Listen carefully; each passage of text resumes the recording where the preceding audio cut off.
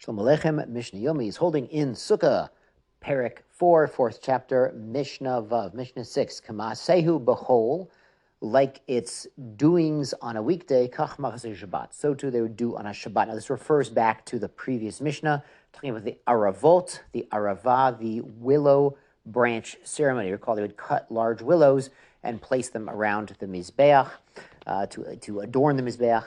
So on Shabbat, they would do it a little bit differently. Ela shahayu malokti notan me'erev Shabbat. They would go down to Motza, to Kalania, as we mentioned yesterday, and cut them Erev Shabbos. Instead, umunichi notan begigiot shel zahav, and place them into golden buckets, k'dei shelo yichmoshe, so they wouldn't wither, so they'd be in their water, in their element. These are arvei nahol, they like the water.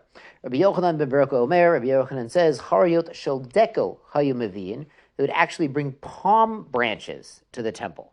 Now, chorayot dekel, these are palm branches that are left on the tree, and as they get older and drier and harden, they spread out. I think we call them palm fronds, commonly in English. You'll see them in California and Tel Aviv and throughout Eretz Yisrael. Once they've been on the tree for a while, they spread out. They're no longer like the lulav that we have that's like a straight stick. All those little branches, they get spread out. So it's possible Rabbi Yochanan ben Beroka is arguing just about this, the last day, or maybe about all the days. He said that maybe they would put these palm branches around the Mizbeach instead of the willows. But in his opinion, we're bringing some palm branches. And they'd actually hit them on the ground, bekarka b'tzidei Mizbeach, on the ground next to the Mizbeach. And this was called the day of beating the branches. So according to Rabbi Yochanan, they would be banging palm branches onto the ground. We do know there is an ancient minhag.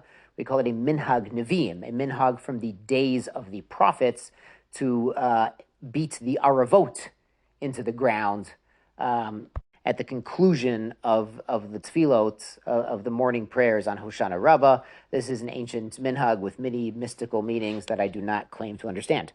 Now on to Mishnah Zayin. Mishnah Zayin is interesting. Let's read it first. Miyad hatinokot, immediately the children, shomtin et lulavehem, they would open up their lulav, ve'ochlin etrogehem, and eat their etrog. So they would unbind their lulav, and hey, we're done with our arba minim, and we can go ahead and eat the etrog, and that's okay.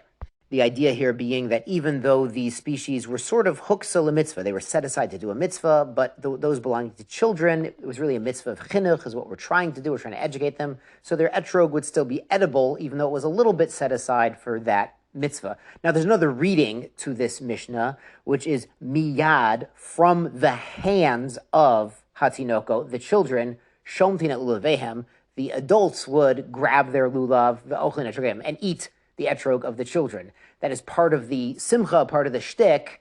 They would, grab the etrog and eat the etrog of the children. Not the etrogim of the adults, because again, they're set aside to do a mitzvah deraisa, but the etrog of the children was mishum mitzvah chinuch. So it sounds like the adults were snatching the etrog and eating them.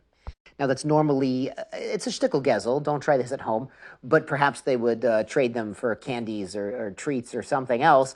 But it was part of the simcha. It was like accepted as the minhag and the simcha, like, hey, we're done with the mitzvah, let's celebrate by grabbing an etrog and eating it.